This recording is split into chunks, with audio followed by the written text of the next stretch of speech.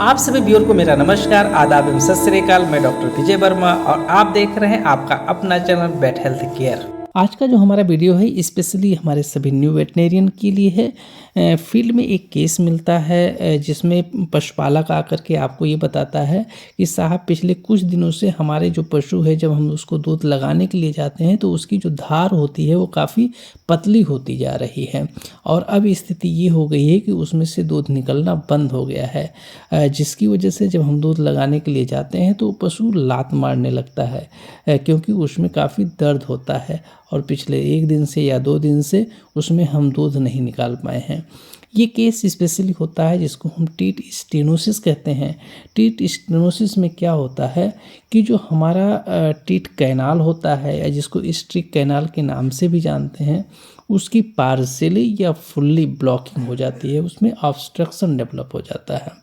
और ये जो ऑब्स्ट्रक्शन पार्शियली या फुल्ली होता है ये कई वजह से होता है। तो आज की वीडियो में हम यही समझेंगे कि जो टीट स्टेनोसिस होता है उसके कौन कौन से काज हैं और उसी काज के बेसिस पे हम उसका प्रॉपर ट्रीटमेंट करते हैं। आगे बढ़ने से पहले यदि अभी तक आपने हमारे चैनल को सब्सक्राइब नहीं किया है तो हमारे चैनल को सब्सक्राइब ज़रूर कर लें, साथ में बेल आइकन को ज़रूर प्रेस कर दें ताकि कोई भी इन्फॉर्मेटिव वीडियो हम अपने चैनल पर अपलोड करें उसका नोटिफिकेशन आपको तुरंत मिल जाए।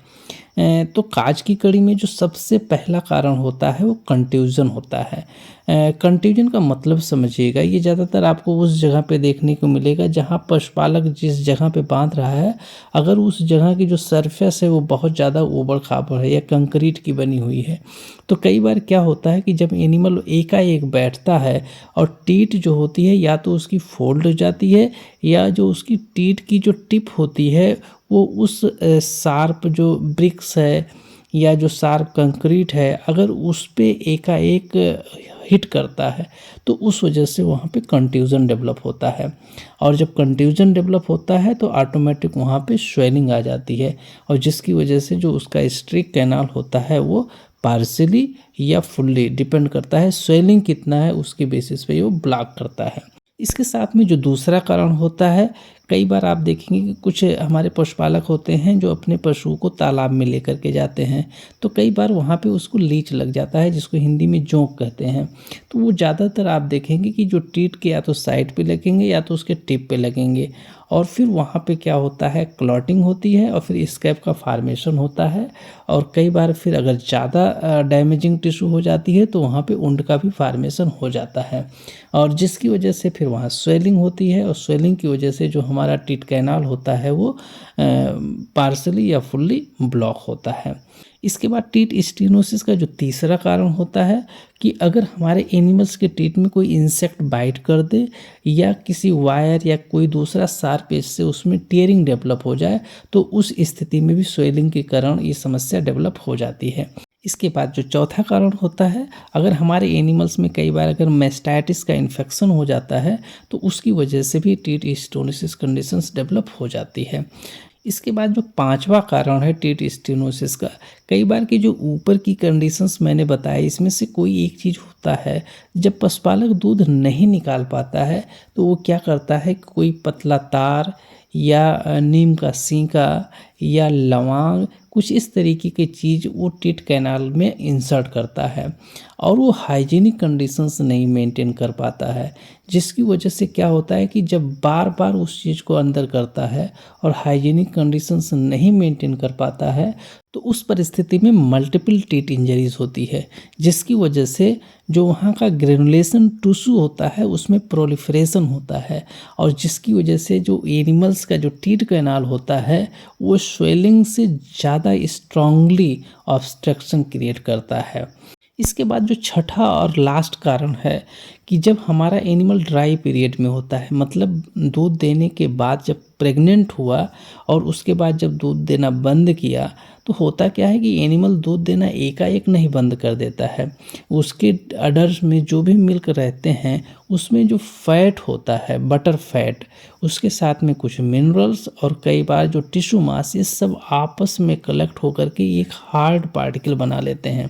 और ये हार्ड पार्टिकल कई बार क्या होता है कि जो हमारा टीट कैनाल होता है उसको जाकर के फंस जाता है, और जब उसमें फंसता है तो फिर वो जब बच्चा देने के बाद जब दूध निकलने की बारी आती है तो वहाँ पे उसको हिंड्रेंस क्रिएट करता है। तो इसकी वजह से भी टीथ स्टेनोसिस हो जाती है। अब आते हैं, हम समझते हैं कि इसका ट्रीटमेंट कैसे करेंगे।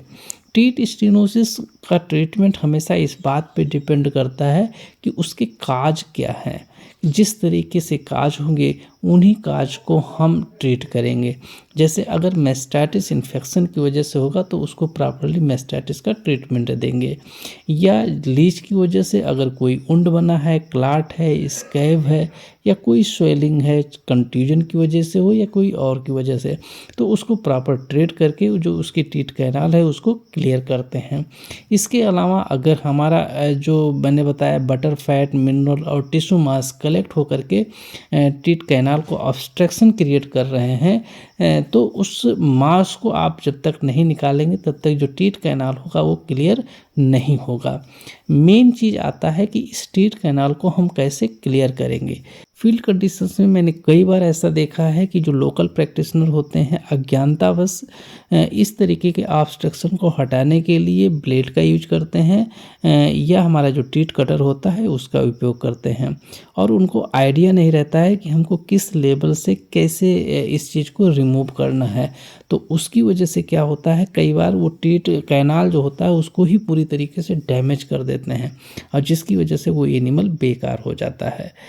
टीथ स्टेनोसिस में जो ऑब्स्ट्रक्शन होता है इसको हटाने के लिए चाहे हम बीपी ब्लेड का यूज करें, चाहे हम टीथ कटर का यूज करें, या चाहे कोई और इंस्ट्रूमेंट का यूज करें, जो हमको विशेष सावधानी बरतनी है वो ये है कि टीथ कैनाल में शार्प कट नहीं लगना चाहिए। अगर शार्प कट लगेगा तो वो दोबारा से उसमें स्वेलिंग आएगा और दोबारा से उसमें ऑब्स्ट्रक्शन होगा।